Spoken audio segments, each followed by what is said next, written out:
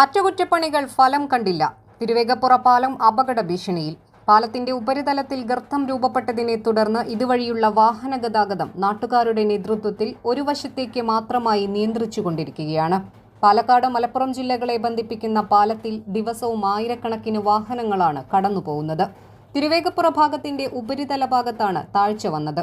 ടാറുകൾ അടർന്നു വിള്ളൽ രൂപപ്പെട്ടതിനാൽ വാഹനങ്ങൾ ഒരു ഭാഗത്തേക്ക് മാത്രമാണ് കടത്തിവിടുന്നത്. പാലത്തിന് അടിയിലും കാര്യമായ കേടുപാടുകൾ സംഭവിച്ചിട്ടുണ്ട്.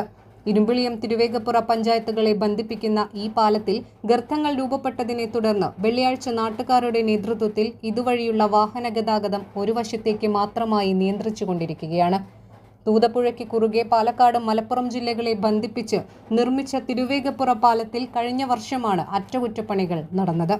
പാലത്തിന്റെ ഉപരിതലം പുതുക്കിപ്പണിയാൻ അടിയന്തര നടപടികൾ സ്വീകരിക്കണമെന്നാണ് നാട്ടുകാരുടെ ആവശ്യം.